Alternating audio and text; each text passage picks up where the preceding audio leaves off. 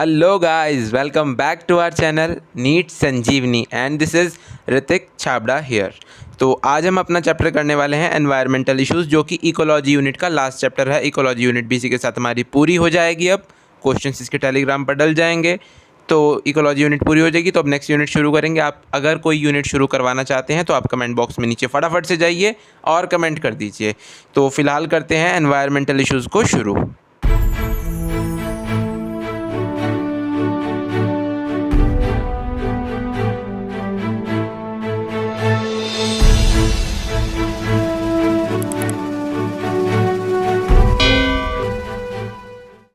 अब इस चैप्टर में हम पढ़ने क्या वाले हैं यार? हम पढ़ने वाले हैं कि जो ये रोटी, कपड़ा और मकान की इतनी डिमांड बढ़ रही है आजकल, तो इसकी वजह से नेचुरल रिसोर्सेज जो हैं उन पर प्रेशर पड़ रहा है। अब प्रेशर की वजह से ये पॉल्यूशन क्रिएट हो रहा है। सारा air pollution, water pollution, soil pollution, सब के लिए जिम्मेदार ये जो डिमांड्स है ना हमारी, जो इंक्रीज़ हो रही है, यही है। तो इस चैप्टर में हम बेसिकली पढ़ेंगे पॉल्यूशन के बारे में कि पॉल्यूशन जो होता है वो एक अनडिज़ायरेबल चेंज है फिज़िकल, केमिकल या बायोलॉजिकल कैरेक्टरिस्टिक्स में।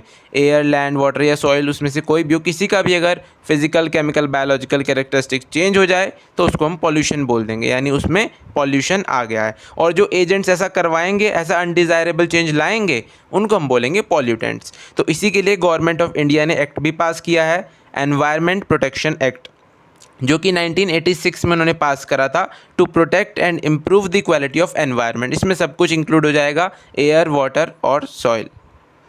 हालांकि इससे पहले 1974 और 1981 में वाटर और एयर के लिए अलग से प्रोटेक्शन एक्ट निकाले जा चुके थे। फिर भी 1986 में एनवायरनमेंट प्रोटेक्शन एक्ट भी हमने निकाला। इसके बारे में अभी हम आगे बात करेंगे। तो फिलहाल शुरू करते हैं air pollution and it's control. अब जो एयर पॉल्यूटेंट्स हैं ना, ये काफ़ी इंजरी कॉज करते हैं सभी लिविंग ऑर्गेनिज्म, क्योंकि देखिए जो एयर है सारे लिविंग ऑर्गेनिजम्स कंज्यूम कर रहे हैं, तो ये सबको नुकसान पहुँचाती है। अगर एयर गंदी हो गई तो कोई नहीं बच पाएगा। तो ये एयर पॉल्यूटेंट्स जो होते हैं, ये क्या करते हैं, ये ग्रोथ को रिड्यूस कर देते हैं। जो हमारी क्रॉप्स होती हैं उनकी जो पैदावार है उसको कम कर देंगे, प्लांट्स की प्रीमेच्योर डेथ करवा देंगे। और ये एयर पॉल्यूटेंट्स जो होते हैं ये हमारे रेस्पिरेटरी सिस्टम को भी इफेक्ट करते हैं, फिर चाहे हम ह्यूमन्स हों चाहे वहाँ पर एनिमल्स हों। और जो इनके हार्मफुल इफ़ेक्ट्स हैं ना, ये डिपेंड करेंगे कि कंसंट्रेशन ऑफ पॉल्यूटेंट कितनी थी, कितनी देर एक्सपोजर रहा उस ऑर्गेनिज्म का उस पॉल्यूटेंट के साथ, तो उसके जो हार्मफुल इफ़ेक्ट्स होंगे वो इन दो चीज़ों पर डिपेंड करेंगे। तो जो स्मोक स्टैक्स होते हैं या फिर आप बात करें थर्मल पावर प्लांट्स की, जहाँ पर चिमनीज़ लगी होती हैं, स्मेल्टर्स होते हैं, या फिर किसी भी इंडस्ट्री की हम बात करें, तो वो रिलीज़ करती हैं particulate and gaseous air pollutants, और साथ ही में वो हार्मलेस गैसेज भी रिलीज़ करती हैं, जैसे कि नाइट्रोजन, ऑक्सीजन एटसेट्रा। तो अब हम इन पॉल्यूटेंट्स को सेपरेट या फिल्टर आउट करें किसी तरह से, ताकि ये हार्मलेस गैसेज एटमॉस्फेयर में जाएं और ये पॉल्यूटेंट्स ना जाएं, क्योंकि ये पॉल्यूटेंट्स हम देख रहे हैं कितने ज़्यादा हार्म पहुंचा रहे हैं हमको। तो उसके लिए कुछ तरीके हैं। एक तो देखिए इलेक्ट्रोस्टैटिक प्रेसिपिटेटर होता है। ये क्या करता है, ये पर्टिकुलेट मैटर को रिमूव करने का काम करता है। कई तरीके होते हैं, तो इलेक्ट्रोस्टैटिक प्रेसिपिटेटर देखते हैं हम वर्क कैसे कर रहा है। तो ये ऑलमोस्ट 99% ऑफ पार्टिकुलेट मैटर को ये रिमूव कर देता है, जो कि किसी भी इंडस्ट्री के एग्जॉस्ट में प्रेजेंट होता है, वहाँ पर से ये 99% रिमूव कर देता है, किसी भी थर्मल पावर प्लांट के एग्जॉस्ट से। इसमें क्या होता है, बेसिकली इलेक्ट्रोड की वायर्स लगी होती हैं, जो कि सेवरल थाउजेंड वोल्ट्स पर मेंटेन रहती हैं। तो अब ये क्या करते हैं, ये कोरोना प्रोड्यूस करते हैं। कोरोना वायरस की बात नहीं हो रही है यहाँ पर। कोरोना होता है कि जो जब इतनी ज़्यादा वोल्टेज प्रेजेंट होती है कहीं पर, तो जो उसके सराउंडिंग मीडियम होता है वो भी कंडक्टिंग हो जाता है, तो इलेक्ट्रॉन्स रिलीज़ हो जाएंगे वहाँ पर। जो एयर प्रेजेंट होगी, जो सराउंडिंग मीडियम होगा उस एग्जॉस्ट में, तो वहाँ पर ये इलेक्ट्रॉन्स रिलीज़ हो जाएंगे। तो ये क्या करेंगे, इलेक्ट्रॉन्स ये डस्ट पार्टिकल से अटैच हो जाएंगे और उनको एक नेगेटिव चार्ज दे देंगे, जिस वजह से जो यहाँ पर लगी हैं ये अपनी कलेक्टिंग प्लेट्स, ये उनके साथ जाकर वो ग्राउंडेड होती है, तो ये अट्रैक्ट हो जाएंगे इलेक्ट्रॉन उनकी तरफ जो डस्ट पार्टिकल से अटैच हुए हैं। और इसके लिए खास बात, यहाँ पर एग्जॉस्ट में जो एयर की वेलोसिटी होती है उसको भी कम रखा जाता है बिटवीन द प्लेट्स, ताकि डस्ट ईजिली फॉल हो सके। उसके अलावा हमें अगर सल्फ़र डाइऑक्साइड को रिमूव कराना हो तो उसके लिए हम यूज़ करते हैं स्क्रबर। ये क्या करता है, सल्फ़र डाइऑक्साइड जैसे गैसेस को रिमूव करता है। कैसे रिमूव करता है, ये एक स्प्रे छिड़कता रहता है लगातार एग्जॉस्ट में, जो कि लाइम या वाटर का होता है स्प्रे, तो उसकी मदद से सल्फ़र डाइऑक्साइड गैस उसमें से रिमूव हो जाती हैं, एब्जॉर्ब हो जाती है। और बाकी जो यूज़फुल गैसेज या कहीं आप नॉर्मल होती हैं, जो कोई हार्म नहीं पहुँचाने वाली हैं, हार्मलेस गैसेज जो हैं, वही एटमॉस्फेयर में जाती हैं। अब बात करें हम क्या खतरनाक है, कितना साइज़ पार्टिकल का खतरनाक है हमारे लिए। तो सेंट्रल पॉल्यूशन कंट्रोल बोर्ड, इसकी आप शॉर्ट फॉर्म याद रखिएगा, पूरी मतलब फुल फॉर्म CPCB की, सेंट्रल पॉल्यूशन कंट्रोल बोर्ड। तो इन्होंने जो साइज़ दिया है जो हमें हार्म पहुंचा रहा है सबसे ज़्यादा, वो है 2.5 माइक्रोमीटर्स। याद रखिएगा, क्वेश्चन पूछा जा सकता है।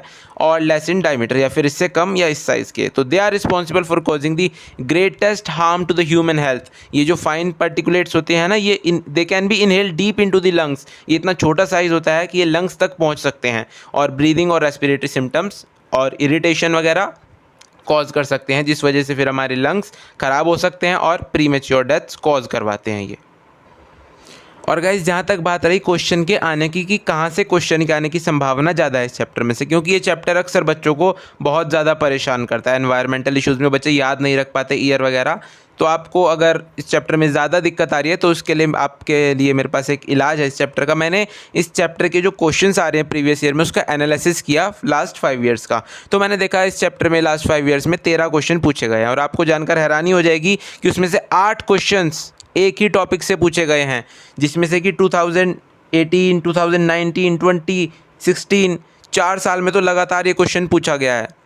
और लगभग टॉपिक भी सेम है, क्योंकि देखिए एक ही टॉपिक है तो उसका सब टॉपिक भी लगभग सेम ही है। आगे जाकर बताऊंगा, लेकिन अभी नहीं बताऊंगा कौन से टॉपिक में से है। जब वो टॉपिक आएगा उसके बारे में ज़रूर बताऊंगा। उसके लिए आपको बस छोटा सा एक काम करना पड़ेगा, वीडियो देखनी पड़ेगी पूरी, और एक लाइक बटन दबाना पड़ेगा अगर आपको वीडियो आ रही है पसंद।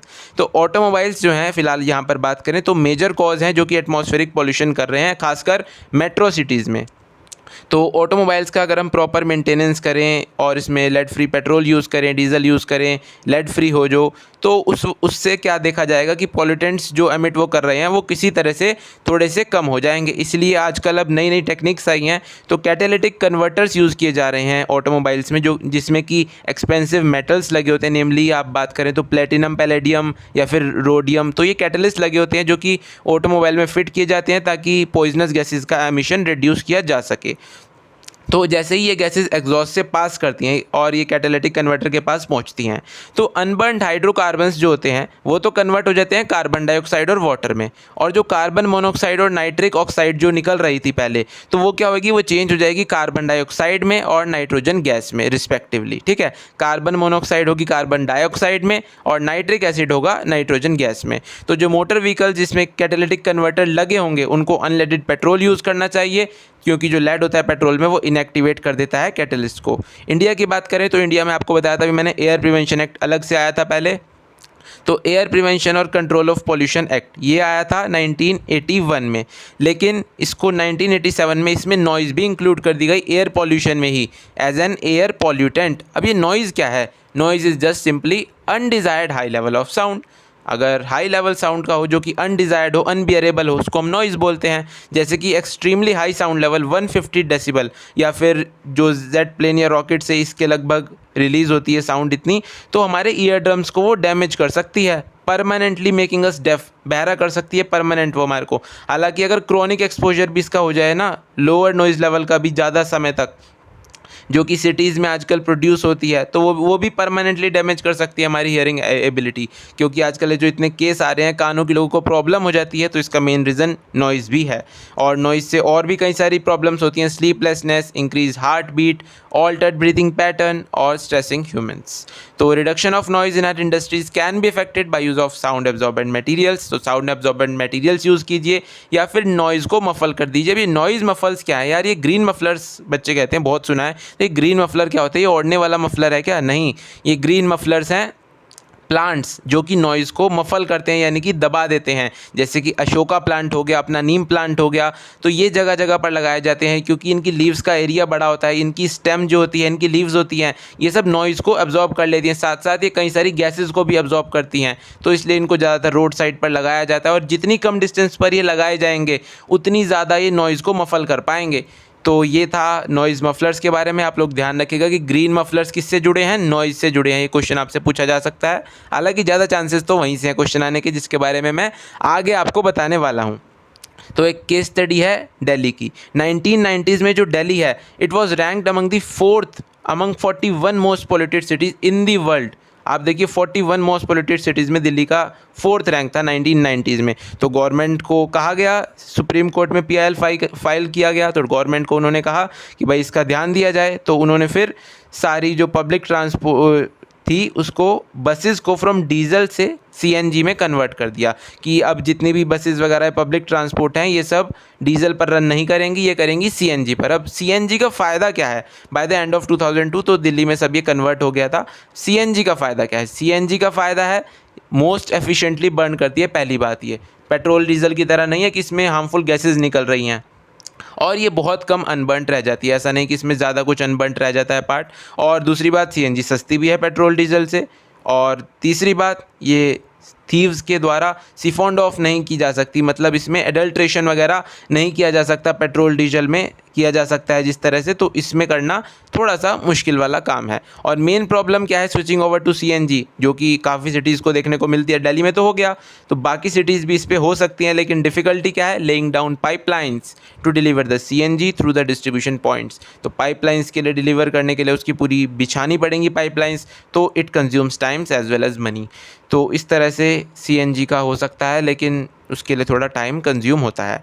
तो व्हीकलर पॉल्यूशन को रिड्यूस करने के लिए ओल्ड व्हीकल्स को फेज़ आउट कर दिया दिल्ली वालों ने, अनलेडेड पेट्रोल यूज़ करवाया, लो सल्फ़र पेट्रोल डीजल यूज़ कराया, कैटालिटिक कन्वर्टर लगवा दिए व्हीकल्स में, और पोल्यूशन लेवल नॉर्मल हो गए इस तरह से व्हीकल के थ्रू, जो पोल्यूशन हो रहा था बहुत ज़्यादा।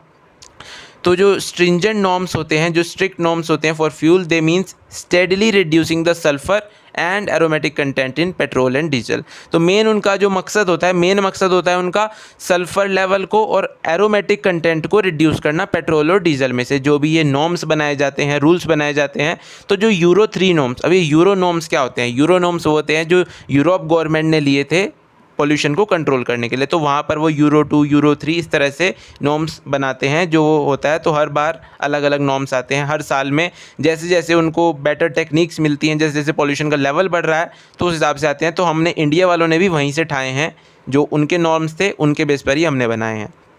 तो यूरो 3 नॉर्म्स के अकॉर्डिंग जो सल्फ़र है उसको कंट्रोल किया जाना चाहिए था एट 350 पार्ट्स पर मिलियन, यानी कि पेट्रोल में इससे ज़्यादा सल्फ़र नहीं मिलनी चाहिए, ppm, ठीक है, and in diesel and 150 ppm in petrol. तो पेट्रोल में 150 ppm और डीजल में 350 ppm इसकी मैक्सिमम क्वांटिटी है जो कि यूज़ होनी चाहिए। और एरोमेटिक हाइड्रोकार्बन की बात करें तो फ्यूल में वो 42% होने चाहिए, इससे ज़्यादा नहीं होने चाहिए। और जो इनका गोल है अकॉर्डिंग टू रोड मैप, वो इनका गोल है कि सल्फ़र को रिड्यूस किया जाए to 50 ppm in petrol and diesel, दोनों में 50 ppm तक रिड्यूस करा जाए, ज़्यादा यूज़ ना करी जाए। और इनका जो लेवल है एरोमेटिक कंपाउंड्स का उसको 35% तक लाया जाए किसी तरह से। तो व्हीकल इंजन्स भी उसी के हिसाब से इनको अपग्रेड करने पड़ते हैं, तो ये टाइम लेता है थोड़ा सा प्रोसेस। तो जब यूरोप में यूरो 2 नॉर्म्स आए तो इंडिया वालों ने यहाँ पर बना दिए भारत स्टेज 2, यानी कि BS2, जो कि आपको सुना होगा आपने, व्हीकल्स के होते हैं अलग अलग नेम्स, BS2, BS4, ये कौन से स्टैंडर्ड पर बेस है। तो BS2 तो अब फ़िलहाल नहीं चल रहा है, वो ख़त्म हो चुका है इस टाइम इंडिया की सिटी। इस टाइम फ़िलहाल BS4 चल रहा है, आप देख सकते हैं यहाँ पर 4 व्हीलर, 3 व्हीलर, 2 व्हीलर, तो सब में इस टाइम 2017 से BS4 चल रहा है। एंड CO2 और SO2 का जो लेवल है दिल्ली में, उसमें अच्छा खासा फॉल देखा गया 1997 एंड 2005 के बीच में। थोड़ा मुझे लगा यहाँ से क्वेश्चन पूछा जा सकता है, इसलिए मैंने ये लाइन भी आपको बता दिया। अब बात करते हैं नेक्स्ट वाटर पोल्यूशन और इसके कंट्रोल के बारे में। अब हम बिलीव करते हैं कि जो वाटर है ये सब कुछ धो सकता है, इसलिए हम वाटर बॉडीज़ को अपनी लाइफलाइन से समझ लेते हैं, as well as that of all other living organisms. लेकिन ऐसा नहीं है, वाटर सब कुछ धो सकता है। उसके बाद वाटर को कौन धोएगा? वाटर गंदा हो गया तो जब गवर्नमेंट को वाटर का पोल्यूशन बढ़ता हुआ दिखा तो उन्होंने वाटर के लिए भी एक्ट निकाला। ये निकाला था 1974 में। तो याद रखिएगा, सबसे पहले आया था water prevention and control of pollution act, जो कि आया 1974 में। फिर आया air pollution and prevention act, वो आया 1981 में, जो कि 1986 में 1987 में उसमें नॉइज़ भी ऐड कर दिया गया। और 1986 में आया था एनवायरनमेंट प्रोटेक्शन एक्ट। याद रखिएगा, 6 साल का लगभग डिफरेंस है तीनों में। तो इस तरह से आप लोग याद कर सकते हैं। अब बात करें डोमेस्टिक सीवेज की, जो हम प्रोड्यूस कर रहे हैं, जो हमारे घरों से ड्रेनेज होकर जा रहा है सारा, तो उसका लगभग 0.1% उसमें इम्प्योरिटीज़ प्रेजेंट होती हैं, जो वो डोमेस्टिक सीवेज होता है उसके अंदर, जो उसको अनफिट बनाती हैं हमारे यूज़ के लिए। तो उनको रिमूव करना है हमको, तो बस ज़्यादा कुछ नहीं करना है। तो जो उसमें सॉलिड्स होते हैं उनको तो निकालना ईजी होता है रिलेटिवली अगर बात करी जाए। मोस्ट डिफ़िकल्ट रिमूव करना क्या है, वो है डिज़ोल्व्ड सोल्ट्स, जो कि नाइट्रेट, फॉस्फेट्स और जितने भी न्यूट्रिएंट्स हैं, ये सब toxic metal ions, organic compounds, तो इनको निकालना मुश्किल हो जाता है। तो जो डोमेस्टिक सीवेज होता है मेनली तो वो बायोडिग्रेडेबल ऑर्गेनिक मैटर ही होता है उसमें ज़्यादातर, जो कि डिकम्पोज हो जाता है बैक्टीरिया और अदर माइक्रो ऑर्गेनिजम्स के थ्रू। वो उसको यूज़ करते हैं मल्टीप्लाई करने के लिए अपने, और उस सीवेज को यूज़ कर लेते हैं। ऑक्सीजन भी थोड़ी उसमें वो यूज़ करते हैं साथ में। तो इसलिए बायोलॉजिकल, आपने बायोकेमिकल ऑक्सीजन डिमांड के बारे में सुना होगा, जो कि इसकी हेल्प से हम निकाल सकते हैं बायोकेमिकल ऑक्सीजन डिमांड भी, अगर हम निकालना चाहें कहीं की बायोडिग्रेडेबल ऑर्गेनिक मैटर किसी सीवेज वाटर में कितना ज़्यादा प्रेजेंट है, तो हम बायोकेमिकल ऑक्सीजन डिमांड से उसको भी चेक कर सकते हैं।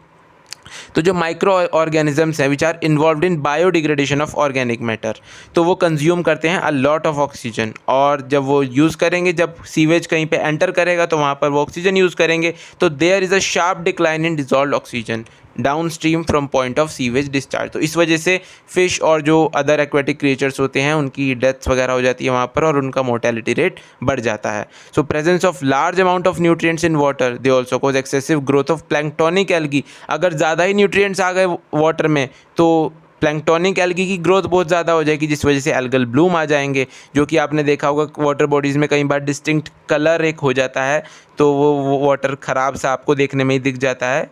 तो एल्गल ब्लूम्स जो होते हैं ये भी वाटर की क्वालिटी को ख़राब कर देते हैं, और ये भी फ़िश की मोर्टेलिटी ही करवाते हैं अल्टीमेटली। ऑल दो ब्लूम फॉर्मिंग जो एल्गी होती हैं ये काफ़ी टॉक्सिक होती हैं ह्यूमन बींग्स और एनिमल्स के लिए भी, तो इसलिए ये वाटर फिर बिल्कुल ख़राब हो जाता है। तो ब्यूटीफुल मॉव कलर्ड आपने फ्लावर्स देखे होंगे, ये ऑरेंज से कलर के थोड़े फ्लावर्स ये आप यहाँ पर भी देख पा रहे होंगे। ये तो एल्गल ब्लूम का दिया गया है शायद, जी हाँ ये एल्गल ब्लूम का दिया गया है। तो मॉव कलर्ड फ्लावर्स आपने कई बार देखे होंगे, जो कि वाटर बॉडीज़ में आपको अक्सर देखने को मिलते हैं, एक काफ़ी ब्यूटीफुल होते हैं वो।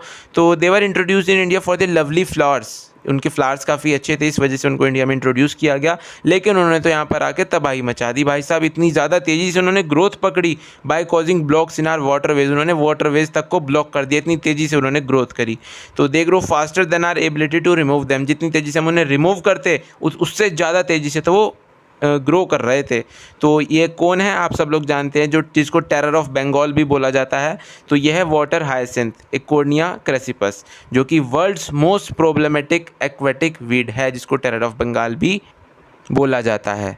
तो ये काफ़ी तेज़ी से ग्रो करते हैं यूट्रोफिक वाटर बॉडीज़ में। अभी यूट्रोफिकेशन क्या है इसके बारे में भी अभी बात करते हैं आगे, और इस तरह से ये इकोसिस्टम के डायनेमिक्स को ख़राब कर देते हैं। मतलब तो सीवेज जो हमारे होम से निकल रहा था और हॉस्पिटल वगैरह से जो निकलता है वो काफ़ी अनडिज़ायरेबल पैथोजेनिक माइक्रो ऑर्गेनिजम्स भी होते हैं उसमें, जिसका कि डिस्पोजल होना ज़रूरी है। अगर ऐसे वाटर को अगर डाल दिया गया वापस तो वो तो काफ़ी नुकसान पहुंचा सकता है। तो ऐसे वाटर से जो हॉस्पिटल वगैरह सीवेज वगैरह से हमारे यहाँ से निकलता है उसमें जो माइक्रो ऑर्गेनिजम्स होते हैं वो कुछ सीरियस डिजीज़ भी कोज कर सकते हैं, जैसे कि dysentery, typhoid, jaundice, cholera etcetera.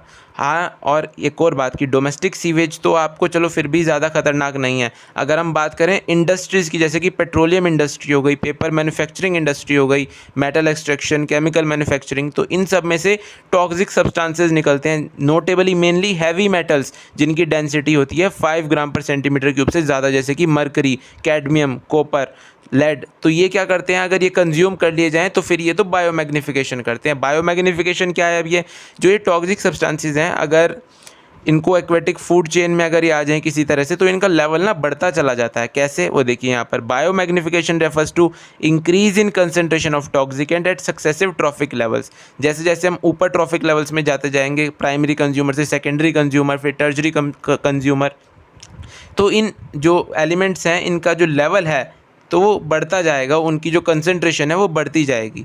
ऐसा क्यों होता है, क्योंकि टॉक्सिक सब्सटेंस जो होता है वो ऑर्गेनिज्म के अंदर एक्यूमुलेट हो जाता है और वो मेटाबोलाइज नहीं हो सकता, ना ही वो एक्सक्रीट आउट हो सकता है, इसलिए वो नेक्स्ट हायर ट्रॉफिक लेवल पर ही पास होता है। तो इस मेनली फिनोमेना में मरकरी और डीडीटी देखे जाते हैं। डीडीटी आप सब लोग जानते हैं, डाइक्लोरो डाइफिनाइल ट्राइक्लोरोइथेन, जो कि एक पेस्टिसाइड है।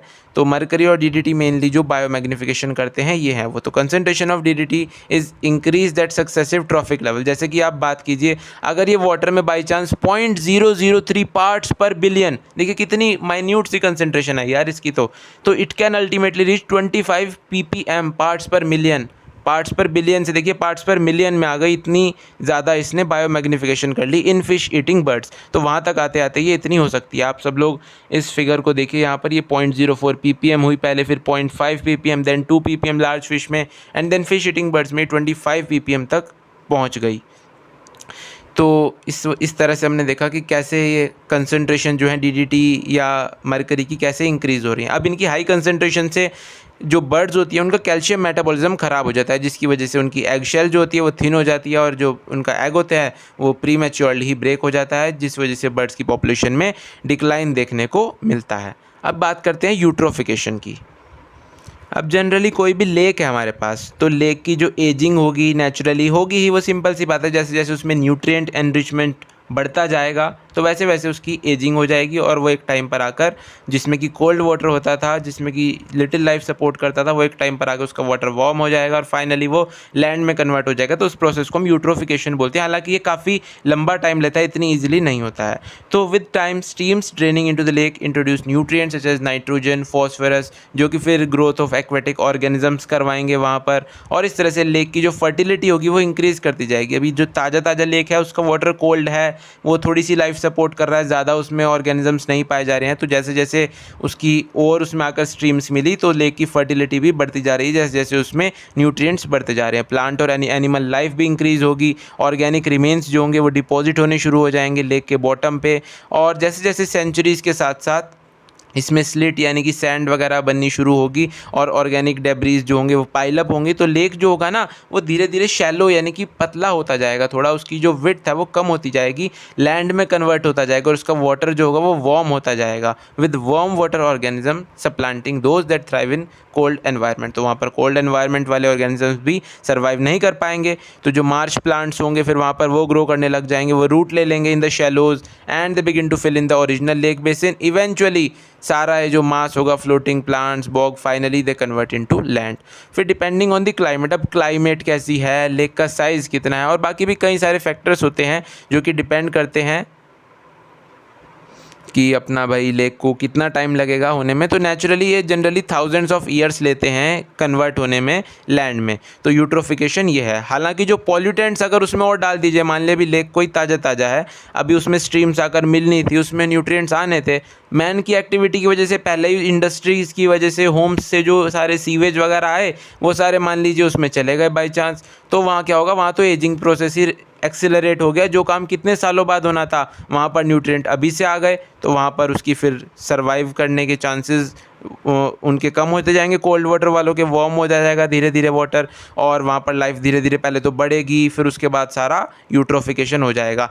अगर मैन की एक्टिविटी की वजह से यूट्रोफिकेशन एक्सेलरेट हो जाए तो इसको बोलते हैं कल्चरल या फिर accelerated eutrophication. And during the past century lakes in many parts of earth have been severely eutrophied by sewage and agricultural and industrial waste. तो देखिए आप कितना ज़्यादा नुकसान पहुँच रहा है वाटर पोल्यूशन की वजह से भी। लेक्स की एजिंग हो रही है बहुत जल्दी। तो जो प्राइम कंटेमिनेंट्स होते हैं जो कि ये काम कर रहे हैं वो है नाइट्रेट्स और फॉस्फेट्स, जो कि प्लांट न्यूट्रिएंट की तरह एक्ट करते हैं जनरली, और ये ग्रोथ ऑफ एल्गी करवा देते हैं, और फिर स्कम वगैरह प्रोड्यूस हो जाता है वहाँ पर, एंड अनप्लेजेंट ओडोर्स। तो इस तरह से ये सारे वाटर से डिज़ोल्व ऑक्सीजन भी चुरा लेते हैं, जो कि एक्वेटिक लाइफ के लिए इम्पॉर्टेंट है।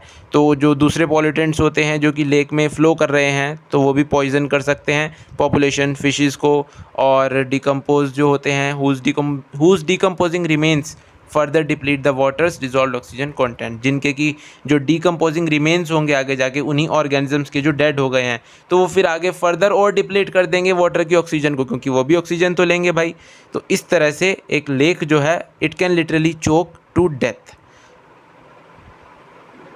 अब कुछ इलेक्ट्रिसिटी जनरेटिंग यूनिट्स जो होती हैं, तो वहाँ से जो हीटेड वाटर आ रहा है, वहाँ से तो थर्मल वेस्ट वाटर आ रहा है, जैसे कि थर्मल पावर प्लांट से भी आ रहा है। तो ये अलग एक कैटेगरी बना लेते हैं अपने पॉल्यूटेंट्स की। तो जो थर्मल वेस्ट वाटर है ये एलिमिनेट कर देगा या रिड्यूस कर देगा, वही नंबर ऑफ़ ऑर्गेनिजम्स को कम कर देगा जो कि हाई टेम्परेचर पहले सर्वाइव नहीं कर पाएंगे, तो उनको ये मार देगा सबको, उनकी ग्रोथ ख़त्म हो जाएगी, वो वहाँ पर सर्वाइव करना बंद कर जाएंगे। और ग्रोथ ऑफ प्लांट जो होंगे उनकी ग्रोथ भी ख़राब हो जाएगी और फ़िश जो होंगी वो भी कोल्ड एरियाज़ में ही रह पाएंगी, वो उन एरियाज़ में रह ही नहीं पाएंगी। तो इस तरह से ये डैमेज कर देगा इंडिजिनस फ्लोरा एंड फोना को। तो इंटीग्रेटेड वेस्ट वाटर ट्रीटमेंट, ये देखते हैं क्या चीज़ है। यहाँ पर एक केस स्टडी दी गई है, इसकी इस चैप्टर में केस स्टडीज़ काफ़ी दी गई हैं। तो जो वेस्ट वाटर होता है वो जनरली इंक्लूड करता है सीवेज, तो उसको एक ट्रीट किया जा सकता है किसी इंटीग्रेटेड मैनर में, जिससे कि आर्टिफिशियल और नेचुरल प्रोसेसेस के थ्रू उसको सही किया जा सके, उसको कन्वर्ट किया जा सके यूज़फुल वाटर में। तो इसका एक एग्जांपल मिलता है हमको टाउन ऑफ आर्कटा से। वहाँ पर कुछ नॉर्थर्न कोस्ट ऑफ कैलिफोर्निया के लगभग वो पड़ता है। तो वहाँ पर कुछ बायोलॉजिस्ट के साथ मिलकर हम्बोल्ट स्टेट यूनिवर्सिटी के लोगों ने और टाउन्स पीपल जो वहाँ के थे उन सब ने एक इंटीग्रेटेड वेस्ट वाटर ट्रीटमेंट का प्रोसेस बनाया with in a natural system. तो इसमें जो क्लीनिंग होती थी वो 2 स्टेजेस में होती थी। एक तो conventional sedimentation, filtering and chlorine treatment, जो कि हम नॉर्मली भी करते हैं जब वाटर को हम प्योरीफाई करते हैं। और after this stage lots of dangerous pollutants like dissolved heavy metal still remain, तो वो सब रह जाते हैं। तो उसको कॉम्बैट करने के लिए इन्होंने एक इनोवेटिव अप्रोच निकाली, जिसमें इन्होंने क्या करा, इन्होंने एक सीरीज़ बनाई 6 कनेक्टेड मार्शेस की। 60 हेक्टेयर लगभग उन्होंने मार्शलैंड कंज्यूम करा, इतनी ज़्यादा इन्होंने स्पेस ली। वहाँ पर इन्होंने क्या करा, वहाँ पर उन्होंने appropriate plants, algae, fungi, bacteria, तो इन सब को उन्होंने वहाँ पर सीड कर दिया, जिस तरह से कि न्यूट्रलाइज किया जा सके और जो पॉल्यूटेंट्स हैं उन सबको एसिमिलेट किया जा सके। ऐसे प्लांट्स, ऐसे ऑर्गेनिजम्स, ऐसे बैक्टीरिया, फंजाई सब सीड करें वहाँ पर, जो कि ये सब एब्जॉर्ब कर लें। तो इस तरह से वाटर जब यहाँ से फ्लो करता था तो वो प्योरीफाई हो जाता था नेचुरली, और इसमें कोई वेस्ट वो भी नहीं निकलता था ज़्यादा। तो जो मार्शेस हैं they also constitute as century, तो धीरे धीरे वहाँ पर एक सेंचुरी बन गई, यानी कि बायोडाइवर्सिटी का एक वहाँ पर अलग से बन गया, इकोसिस्टम बन गया पूरा with a high level of biodiversity in the form of fishes, animals, birds, जो कि वहाँ पर अब रहते थे। तो एक सिटीजन का जो ग्रुप था वहाँ का जिन्होंने ये पॉसिबल करवाया प्रोजेक्ट, तो उनको बोला जाता है फ्रेंड्स ऑफ आर्कटा मार्श, यानी कि FOAM। तो इसकी फुल फॉर्म आपसे पूछी जा सकती है। अब आप सब लोग ये बात भी जानते हैं कि टॉयलेट जब आप जाते हैं तो जब फ्लश करते हैं आप, तो कितना ज़्यादा अमाउंट ऑफ वाटर कंज्यूम होता है। तो आप इमेजिन करके देखिए कि डेली के हिसाब से कितना ज़्यादा वाटर आप फ्लश कर रहे हैं आप ही, और आपके मोहल्ले में कितना फ्लश हो रहा है और आपके शहर में कितना वाटर फ्लश हो रहा है सिर्फ टॉयलेट को क्लीन करने के लिए। तो इसके लिए एक इनोवेटिव अप्रोच निकाली गई, इकोलॉजिकल सैनिटेशन का प्रोसेस निकाला गया एक, जो कि एक सस्टेनेबल सिस्टम है फॉर हैंडलिंग ह्यूमन एक्सक्रीटा।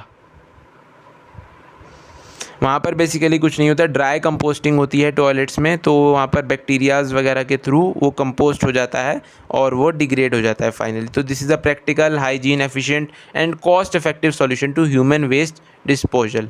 तो जो की पॉइंट है यहाँ पर नोट करने का वो है, with this composting method human excreta can be recycled into a resource as natural fertiliser. तो उसके बाद जब वो डीकम्पोज होकर बन जाता है नेचुरल फर्टिलाइजर, जो कि फिर आगे केमिकल फर्टिलाइजर को रिप्लेस कर देगा और केमिकल फर्टिलाइजर से होने वाले नुकसान भी बच जाएंगे। कई सारे इको सैंड टॉयलेट्स जो हैं वो आपको देखने को मिल जाएंगे अगर आप केरला या श्रीलंका की साइड जाते हैं तो। अब थर्ड हमारा टॉपिक है मेन जो है वो है सॉलिड वेस्ट का टॉपिक। अब जो सॉलिड वेस्ट होता है वो जनरली हमारे होम, ऑफिस, स्टोर वगैरह से जो निकल रहा है वो मेनली होता है paper, food waste, plastic, glass, metal, rubber, leather, textile, तो ये सब होता है। इनको जनरली हम बर्न भी कर सकते हैं वेस्ट को। तो बर्न करना इज़ नॉट अ सॉल्यूशन, क्योंकि वो पूरी तरह से बर्न नहीं हो पाता और ओपन डंप्स बन जाते हैं, जो कि फिर ब्रीडिंग ग्राउंड की तरह एक्ट करते हैं for rats and flies. Sanitary landfills की बात करें तो उनको भी एक अच्छा मेथड माना गया पहले तो, कि ओपन बर्निंग डंप से बेटर हैं ये। तो सैनिटरी लैंडफिल भी अब धीरे धीरे भर रहे हैं कि जितने भी डिप्रेशन थे उन सब में डंप करके उसको फिर आगे ऊपर से फिल कर देते हैं। तो अब धीरे धीरे ये भी फिल हो रहे हैं, covered with dirt every day. अगर आप मेट्रो सिटीज़ में हो तो आपको पता होगा कि वहाँ पर बिल्कुल कोई अब बचे नहीं है सैनिटरी लैंडफिल्स भी। So there is a danger of seepage of chemicals also. Landfills की एक दिक्कत ये है कि वहाँ से केमिकल्स का सीपेज हो सकता है, polluting the underground water resources. तो इस तरह से हर चीज़ में ही कुछ ना कुछ डिसएडवांटेज या प्रॉब्लम्स रहती हैं। तो इस सब का एक सॉल्यूशन है कि ह्यूमन बींग्स ही थोड़ा सा इसको ध्यान दें और सेंसिटिव हो एनवायरमेंटल इश्यूज़ की तरफ, ताकि जो हम वेस्ट जनरेट कर रहे हैं उसको अलग अलग डिवाइड कर लें, biodegradable, recyclable and non biodegradable. देखिए नॉन बायोडिग्रेडेबल का तो कुछ हो नहीं सकता, उसके लिए तो हमको वही करना है कि क्योंकि वो तो काफ़ी टाइम लेगा डिकम्पोज होने में, थाउजेंड्स ऑफ ईयर लेता है वो डिकम्पोज होने में। तो उसके लिए हमको यही करना है कि उसका यूज़ हमको कम करना है। बायोडिग्रेडेबल वेस्ट जो हो उसको तो हम डीप पिट्स में डाल सकते हैं और वो जनरली जल्दी उसका नेचुरली ब्रेक डाउन हो जाता है। और जो रिसाइकलेबल हो उसको रिसाइकिल करें। जो हमारे होते हैं रैग पिकर्स होते हैं तो वो भी यही करते हैं, वो रिसाइकिल करते हैं। जो हमारे हैं अपने कबाड़ी वालाज तो वो भी इसको ही करते हैं, रिसाइकल सारे सामान को। और हॉस्पिटल्स वगैरह में जहाँ पर डिसइंफेक्टेंट्स और हार्मफुल केमिकल्स यूज़ होते हैं तो वो वेस्ट की फॉर्म में बाहर निकल रहे हैं वहाँ से, so they are also pathogenic microorganisms उसमें हो सकते हैं। तो such waste also require careful treatment and disposal.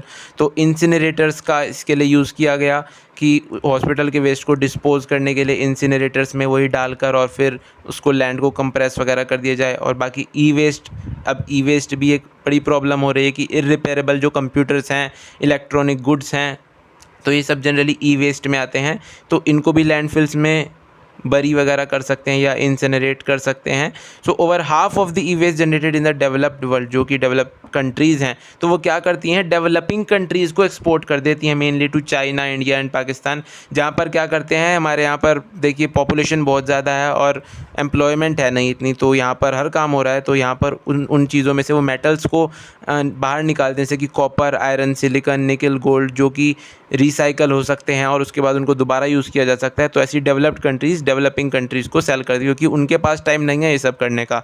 वहाँ पर पॉपुलेशन जो है वो एम्प्लॉयड है अच्छी तरह से। तो जो डेवलप्ड कंट्रीज़ हैं तो उनके पास फैसिलिटीज़ हैं रिसाइकल वगैरह करने की ई वेस्ट, तो जो रिसाइकल करते हैं वो जनरली कर देते हैं डेवलपिंग कंट्रीज़ को।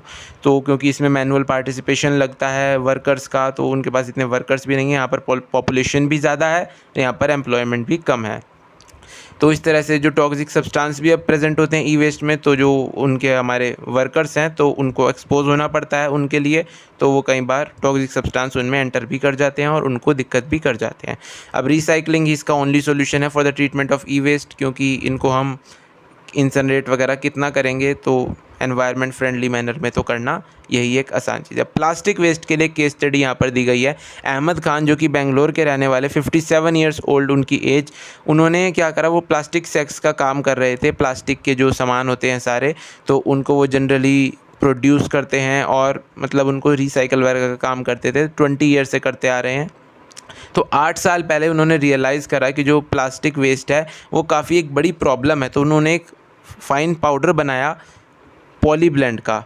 तो उससे इन्होंने क्या करा फिर, तो इन्होंने पॉलीब्लेंड का एक पाउडर बना लिया रिसाइकल्ड मॉडिफाइड प्लास्टिक से, जो कि इनकी कंपनी ने डेवलप करा। और उसके बाद इन्होंने इस मिक्सचर को बिट्यूमेन के साथ मिक्स कर दिया, जो कि रोड्स को ले करने में जनरली यूज़ होता था। तो आरवी कॉलेज ऑफ इंजीनियरिंग और बेंगलोर सिटी कॉरपोरेशन के साथ मिलकर अहमद खान ने प्रूव करा कि जो ब्लेंड्स हैं पॉली ब्लेंड के और बिट्यूमेन के, जब इन्होंने रोड्स को बिछाया उनकी मदद से, उनकी कॉम्पोजिशन से, तो बिट्यूमेन की जो वाटर रिपेलेंट प्रॉपर्टीज़ है वो भी बढ़ गई और इस रोड की जो लाइफ थी वो भी इंक्रीज़ हो गई बाय फैक्टर ऑफ 3। और पॉली ब्लेंड की फॉर्म में प्लास्टिक वेस्ट का भी सारी समस्या ख़त्म हो गई।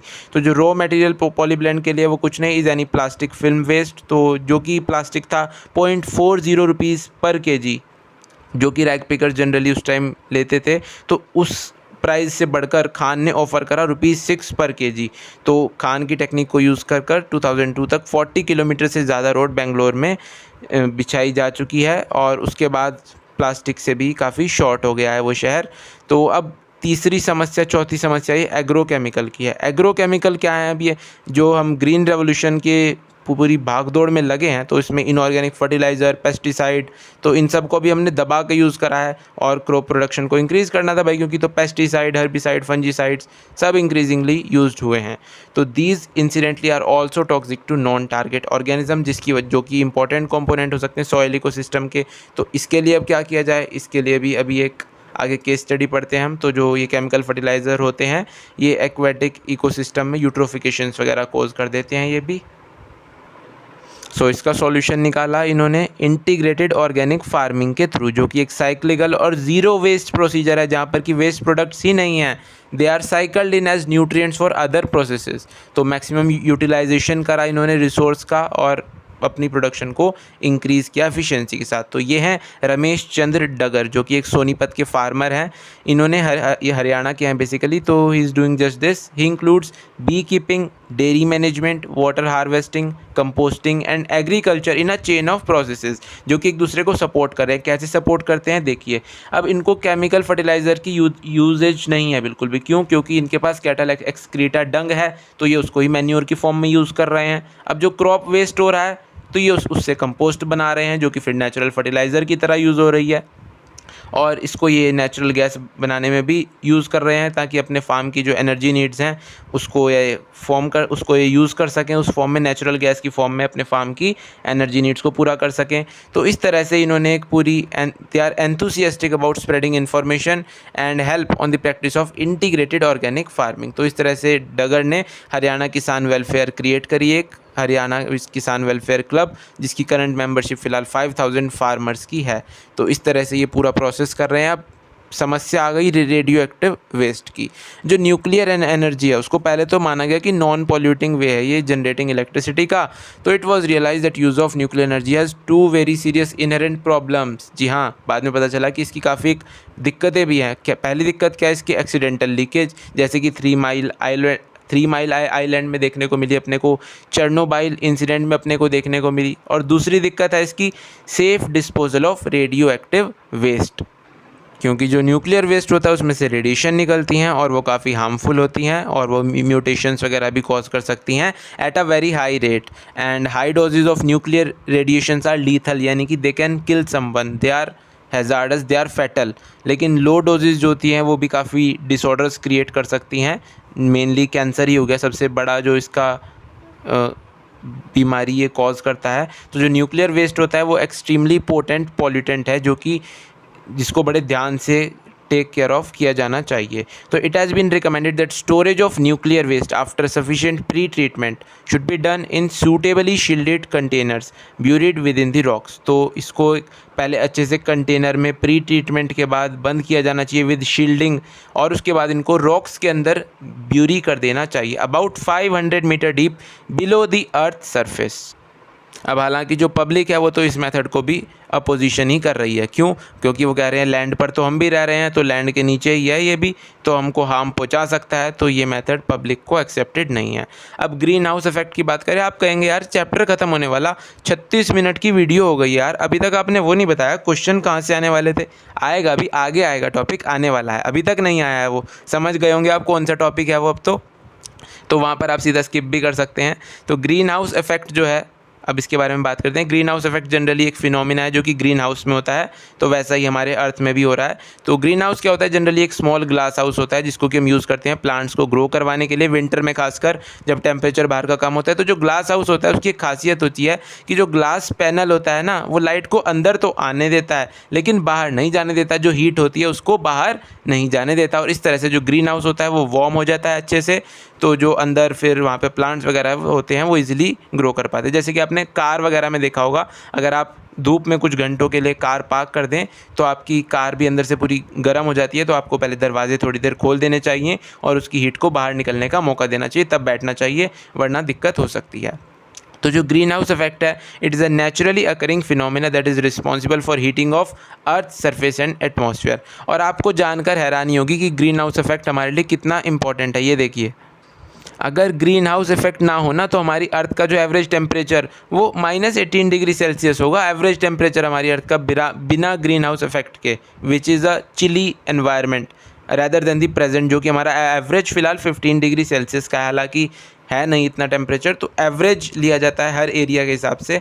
तो in order to understand the green house effect it is necessary to know the fate of energy of sunlight, जो कि हमारे पास पहुंच रही है, जो कि आउटर एटमॉस्फेयर में पहुंच रही है। तो जो क्लाउड्स और गैसेस प्रेजेंट है वहाँ पर, तो 1/4 तो जो सोलर रेडिएशन आ रही है उसको वो वापस रिफ्लेक्ट कर देते हैं और कुछ को जो है वो एब्जॉर्ब कर लेते हैं। लेकिन ऑलमोस्ट हाफ जो इनकमिंग सोलर रेडिएशन है जो कि अर्थ की सरफेस पर फॉल करती है वो उसको हीट कर देती है, और इसका कुछ प्रोपोर्शन जो होता है वो काफ़ी रिफ्लेक्ट हो जाता है बैक। हालांकि जो अर्थ सरफेस है वो उसको री एमिट करती है हीट को in the form of infrared radiation, but part of this does not escape into space as atmospheric gases जो प्रेजेंट है हमारे पास, CO2, मीथेन एटसेट्रा, तो वो फिर से इसे एब्जॉर्ब कर लेंगी जब अर्थ इन्हें रिफ्लेक्ट करती है। तो तो उसके बाद ये वापस से फिर से रेडिएट करेंगे हीट एनर्जी को, फिर से अर्थ के पास मेजर पार्ट एब्जॉर्ब हो जाएगा और फिर कुछ पार्ट रिफ्लेक्ट होगा, फिर ये एब्जॉर्ब करेंगे, फिर ये करेंगे। तो अर्थ को इस तरह से ये हीट अप कर देते हैं बाय मोर एंड मोर। तो ये साइकिल जो होती है रिपीट होती है many times and the above mentioned gases जो कि carbon dioxide, methane, they are commonly known as green house gases, क्योंकि यही रिस्पॉन्सिबल हैं ग्रीन हाउस इफेक्ट के लिए। और इनकी जो कॉम्पोजिशन है उसकी बात आप ध्यान रखिएगा, इनका कॉन्ट्रीब्यूशन जो है ग्रीन हाउस गैसेज का ग्लोबल वार्मिंग में।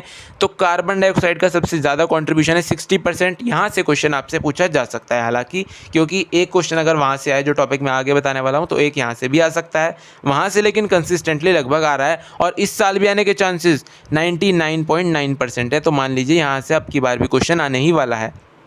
तो कार्बन डाइऑक्साइड 60% है, methane 20%, then CFCs 40% and N2O 6%। क्योंकि देखिए आप उनकी स्ट्रैटेजी समझिए, वो करना क्या चाहते हैं। वो जनरली ऐसे क्वेश्चन पूछना चाहते हैं जो हमारा हाल फिलहाल में चल रहा हो, जैसे कि ग्लोबल वार्मिंग है, ये हमारा हाल फिलहाल का प्रोसेस है जो चल रहे हैं हमारी लाइफ में आजकल, जिसकी वजह से हमारे टेम्परेचर बढ़ रहे हैं। तो वो बच्चे को ऐसी चीज़ों के प्रति अवेयर करना चाहते हैं, इसलिए अब आगे जैसे ओजोन डिप्लीशन आएगा तो उसके बारे में क्वेश्चन पूछा जा सकता है।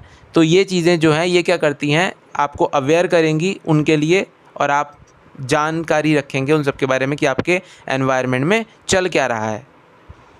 अब जैसे जैसे पॉल्यूशन के थ्रू इन ग्रीन हाउस गैसेस का लेवल बढ़ रहा है एनवायरनमेंट में, तो इस तरह से अर्थ भी कंसिडरेबली हीट अप हो रही है, जिससे कि ग्लोबल वार्मिंग हो रही है। तो पास्ट सेंचुरी की अगर हम बात करें तो जो अर्थ का टेम्परेचर है वो 0.6 डिग्री सेल्सियस से इंक्रीज़ हो गया, जो अर्थ का एवरेज टेम्परेचर है, जो कि मोस्ट ऑफ इट हुआ है ड्यूरिंग द लास्ट 3 डिकेड्स, जब से कि ये सिविलाइजेशन वगैरह और इंडस्ट्रियलाइजेशन वगैरह ज़्यादातर शुरू हुआ है। तो साइंटिस्ट तो बिलीव करते हैं कि जो राइज इन टेम्परेचर है it is leading to deleteriously changes in the environment. तो ये जो हमारा टेम्परेचर बढ़ रहा है तो इससे एनवायरनमेंट में काफ़ी ख़तरनाक चेंजेस अपने को देखने को मिलने वाले हैं जल्दी, और इसके कुछ हमारे पास रिजल्ट हैं भी, जो कि ऑड क्लाइमेटिक चेंजेस हैं, जैसे कि एल नीनो इफेक्ट। अब ये एल नीनो इफेक्ट क्या है, बच्चे काफ़ी ज़्यादा कंफ्यूज रहते हैं इस चीज़ में। जनरली इसका कुछ आपको पूछा नहीं जाएगा, फिर भी बता देता हूँ मैं आपको नॉलेज के लिए। जो पैसिफिक ओशियन है वहाँ पर कुछ विंड ट्रेड्स का होता है, जो नॉर्थ से साउथ चलती हैं वहाँ पर विंड्स वगैरह कुछ। तो जो पैसिफिक ओशियन होता है वो वार्म हो जाता है नॉर्थ साइड पर, और साउथ साइड पर थोड़ा सा वो वेट रहता है। तो उससे क्या देखने को मिलता है कि जो साउथ साइड में तो सर्दियों के टाइम भी अच्छी खासी बारिश वगैरह रहती है, और नॉर्थ साइड पे अक्सर सूखा पड़ा रहता है। तो इस वजह से ये देखा गया है, तो इसको एल नीनो इफेक्ट बोलते हैं। जनरली इसकी वजह वगैरह तो अभी तक ज़्यादा कुछ खास पता नहीं है किसी को, लेकिन काफ़ी इससे पोलर आइस कैप्स वगैरह जो मेल्ट हो रही हैं, और कुछ अदर प्लेसेस जैसे कि हिमालयन स्नो कैप्स हो गई, तो उन सब पर ये फ़र्क डाल रही हैं चीज़ें जो यहाँ पर बात करी गई है टेम्परेचर के राइज़ की। तो ये जो melting of polar ice caps हो रही है और हिमालयन स्नो कैप्स, तो ये सब टेम्परेचर बढ़ेगा तो ये सब सिंपल सी बात है मेल्ट ही होंगी। So over many year this will result in a rise in a sea level, जिससे कि सी लेवल बढ़ जाएगा और कई सारे कोस्टल एरियाज जो होंगे वो सबमर्ज कर जाएंगे। और जो टोटल स्पेक्ट्रम है ना, जो कि चेंजेस का है that the global warming can bring about, it is the subject that is still under the active research. तो इसके बारे में रिसर्च चल रही है जिससे कि इस चीज़ को कंट्रोल किया जा सके। नाउ इसके जब कंट्रोल किया कैसे किया जा सकता है, इसको फॉसिल फ्यूल का यूज़ कम कीजिए और अपना एनर्जी यूजेज को इम्प्रूव कीजिए, एफिशिएंसी इम्प्रूव कीजिए, डिफॉरेस्टेशन कम कीजिए, ट्रीज़ प्लांट कीजिए, क्योंकि देखिए ट्रीज़ नहीं होंगे तो CO2 गैस को अब्जॉर्ब कौन करेगा भाई। CO2 को अब्जॉर्ब तो वही कर रहे हैं। तो ग्रोथ ऑफ ह्यूमन पॉपुलेशन जो हो रही है उसको स्लो किया जाए थोड़ा सा, तो इसके लिए इंटरनेशनल इनिशिएटिव्स भी लिए जा रहे हैं to reduce the emission of greenhouse gases into the atmosphere. आ गया, लीजिए आ गया ओजोन डिप्लेशन का टॉपिक आ गया। समझ गए होंगे आप क्यों आपको मैं ऐसे बता रहा हूँ, क्योंकि यही वो टॉपिक है जहाँ से कि मैं आपको दिखाता हूँ। देखिए मेरे पास डेटा है फ़िलहाल 5 सालों का। तो 2016 में 3 क्वेश्चन आए इस चैप्टर से, 1 क्वेश्चन ओजोन से था। 2017 में तो खैर क्वेश्चन ही 1 आया। 2018 में 3 क्वेश्चन आए, तीनों क्वेश्चन ओजोन से। 2019 में 3 क्वेश्चन आए, 1 क्वेश्चन ओजोन से। 2020 में 2 क्वेश्चन आए, दोनों ओजोन से। यानी कि 13 क्वेश्चन में पिछले 5 सालों में 8 क्वेश्चन ओजोन के, ये छोटे से टॉपिक से आए हैं। देखिए छोटा सा टॉपिक है बिल्कुल, तो यहाँ से आए हैं 8 क्वेश्चन। तो आप समझ सकते हैं कि इस साल भी क्वेश्चन यहाँ से आ सकता है, बिल्कुल आ सकता है मैं तो कहूँगा।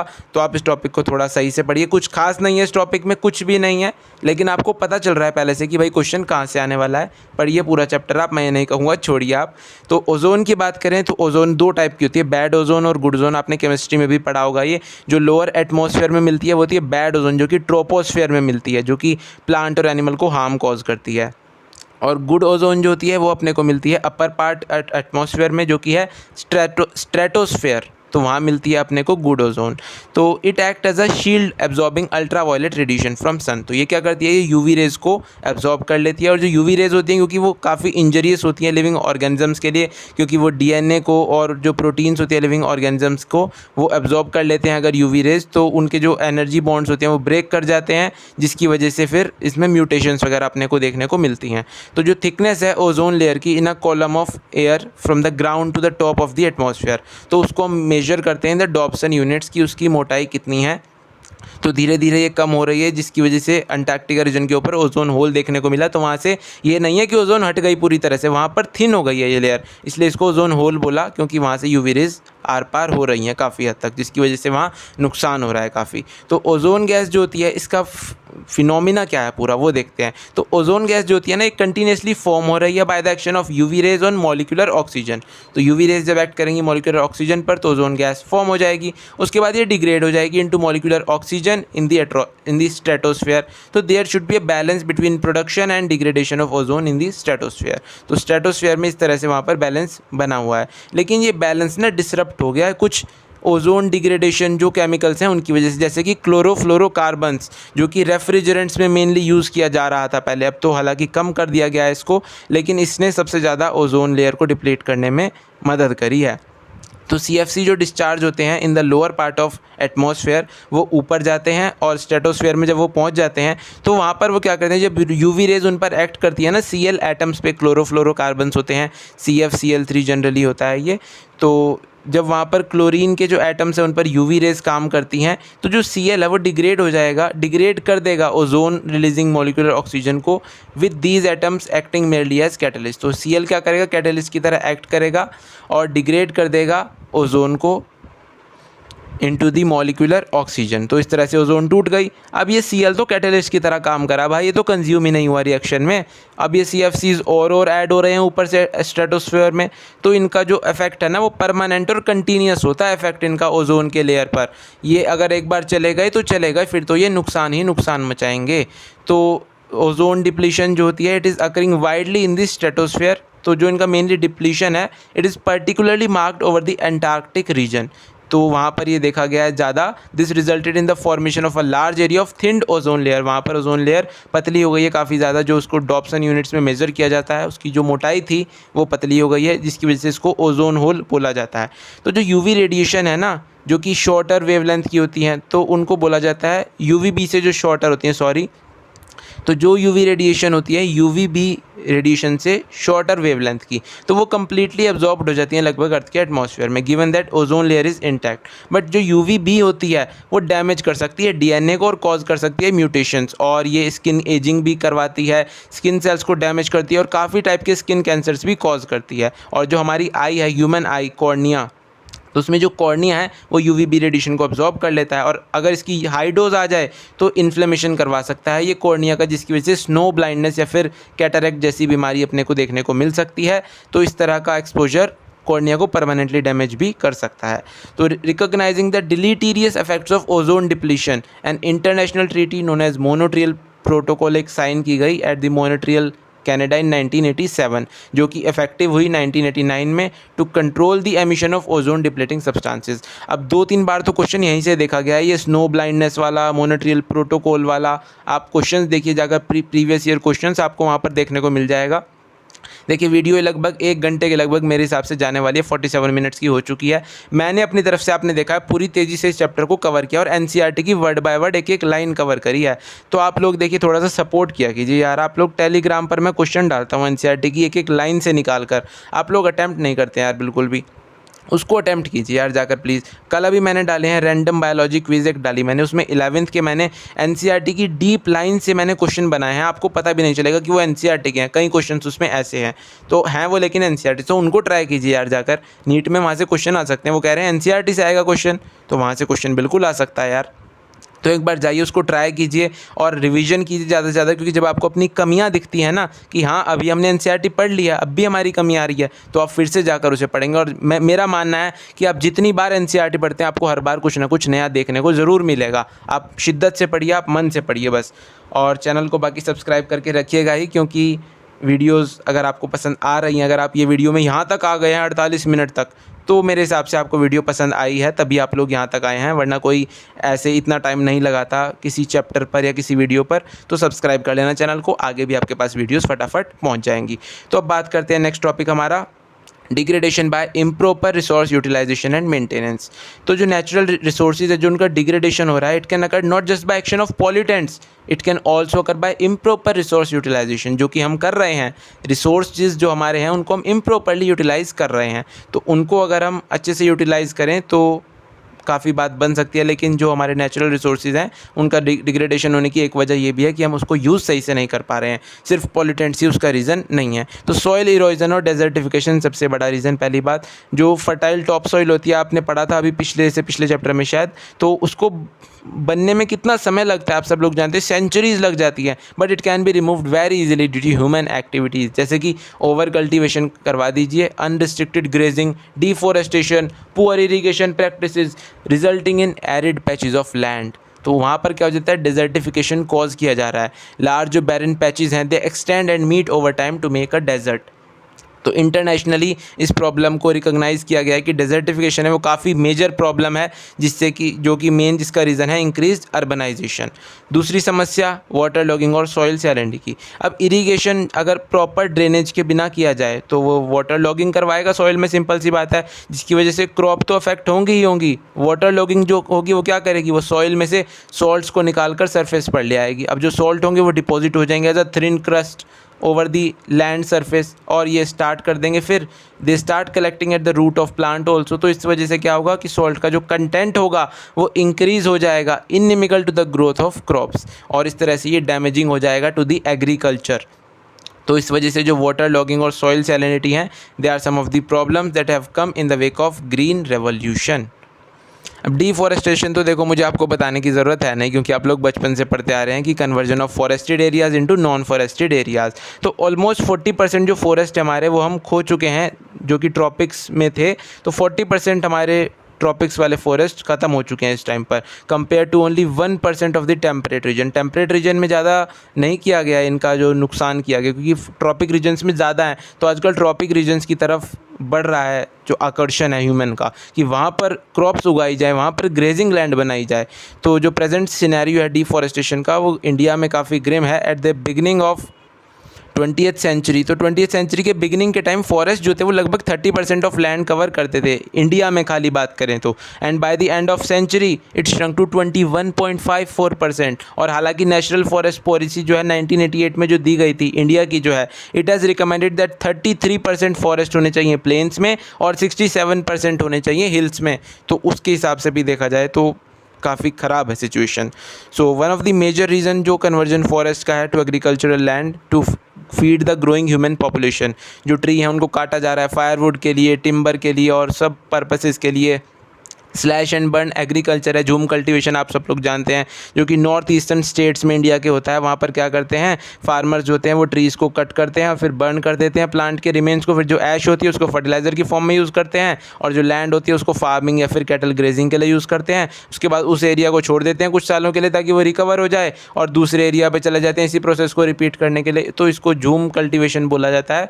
तो ये झूम कल्टिवेशन में पहले तो काफ़ी टाइम गैप रखा जाता था, हालांकि समझदारी से होता था पहले जब पॉपुलेशन कम थी, लेकिन जैसे जैसे पॉपुलेशन बढ़ रही है तो ये कल्टीवेशन भी रिपीटेडली हो रहा है और रिकवरी फेज़ दिया ही नहीं जा रहा है, जिस वजह से डिफॉरेस्टेशन हो रहा है और वो लैंड फिर बैरन हो जा रही है।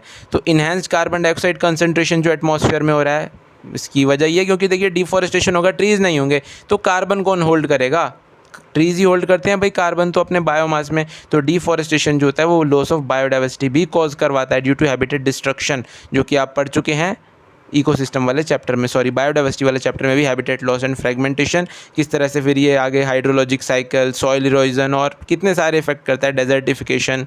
अब रिफॉरेस्टेशन भी आप सब लोग जानते हैं कि अगर कहीं पे फॉरेस्ट एग्जिस्ट करता हो पहले और वहाँ पर हम फिर आगे वहीं पे जो प्लांट्स वहाँ पर यूजुअली ग्रो किया करते थे उन्हीं प्लांट्स को हम आगे प्लांट कर दें, तो वहाँ पर उनकी ग्रोथ जो है वो स्पीड से हो जाएगी, क्योंकि वहाँ पर उनको ग्रो करने के लिए सारी कंडीशंस मिल जाएंगी प्रॉपर्ली।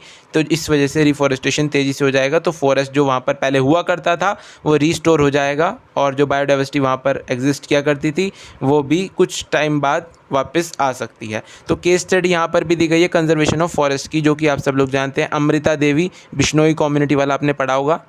1731 में जोधपुर के जो किंग थे राजस्थान के, तो उन्होंने अपने मंत्रियों को भेजा, भाई जाओ जंगल से लकड़ियाँ काट कर लाओ भाई। तो वहाँ पर बिश्नोईज रहा करते थे जंगलों में, तो उन्होंने मना कर दिया, भाई ऐसे आप पेड़ यहाँ पर नहीं काट सकते। तो बिश्नोई कम्युनिटी अपनी पीसफुल को एग्जिस्टेंस के लिए जानी जाती थी नेचर के साथ। तो उन्होंने जब किंग्स के लोगों को भाई आदेश थे कि भाई जाकर लेकर आना है आपको, तो उन्होंने डराया लोगों को कि भाई नहीं हमको लेकर जानी है, राजा ने मंगाई है। तो एक बिश्नोई वुमेन अमृता देवी आई, उसने आकर ट्री को हक कर दिया, उसने कहा चला हुआ बारी, और किंग के मैन को चलानी पड़ गई। वो बदकिस्मती से उनको मारा गया। तो इस तरह से ट्री जो उनके लिए मैटर ज़्यादा करता था, much more than her life. तो sadly the king's men did not heed her pleas and cut down the tree along with Amrita Devi, और उसी के साथ उनकी 3 बेटियां और hundreds of their Bishnois followed her and thus lost their life saving trees.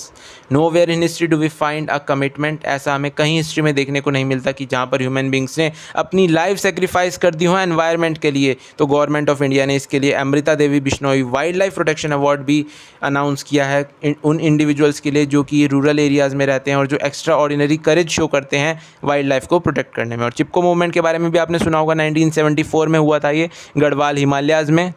तो वहाँ पर जो लोकल वुमेन थी उन्होंने ब्रेवरी शो करी by protecting trees from the axe of contractors by hugging them, तो उन्होंने बचा लिया था। So people all over the world have acclaimed the Chipko movement, तो सारे फिर दुनिया में चिपको मूवमेंट को तारीफ़ें की गई और उसको वो किया गया, तारीफ़ की गई उनकी। तो उसके बाद यहाँ पर बात करी गई है सिग्निफिकेंस की of participation by local communities. Government of India ने 1980s में एक कॉन्सेप्ट निकाला जॉइंट फॉरेस्ट मैनेजमेंट। कब उन्होंने कहा देखिए हम कितना बचाएं फॉरेस्ट को, ये लोग मानते नहीं हैं। तो उन्होंने क्या करा, उन्होंने कहा जो लोकल कम्युनिटीज़ यहाँ पर रहती हैं ना, उनके साथ हम कॉन्ट्रैक्ट कर लेते हैं कि हम क्या करेंगे कि जो यहाँ पर फॉरेस्ट में रह रहे हैं तो उन्हीं को यूज़ करेंगे प्रोटेक्ट करने के लिए और मैनेज करने के लिए फॉरेस्ट को। उसके बदले में हम क्या करेंगे, हम इनको फॉरेस्ट की सर्विसेज को यूज़ करने का मौका दे देंगे कि आप सब लोग जो वेरियस फॉरेस्ट प्रोडक्ट्स हैं, फ्रूट्स, गम, रबर, मेडिसिन, तो आप सब लोग यहाँ से ये ले सकते हैं, बदले में आपको इनको प्रोटेक्ट करना होगा। एंड दस the forest can be considered conserved in a sustainable manner. तो इसके साथ चैप्टर हो गया आपका एनवायरमेंटल इशूज़ फिनिश। इसकी भी क्विज़ फॉर्म में आपको टेलीग्राम पर मिल जाएगी, नीचे लिंक मिल जाएगा, क्विज़ दीजिए वहाँ पर जाकर। जो रैंडम बायोलॉजी वाली क्विज़ मैं आपको बता रहा हूँ उसका भी लिंक नीचे दूंगा, वहाँ पर भी जाइए, उसे भी अटैम्प्ट कीजिए और चैनल को करिए सब्सक्राइब। अगर आ गई है वीडियो पसंद, लाइक कर देना अगर पसंद आ गई, और कमेंट में बताइए कि इकोलॉजी के बाद अब आगे कौन सी यूनिट शुरू करवानी है, वरना कोई ना कोई यूनिट तो शुरू देखिए हो ही जाएगी।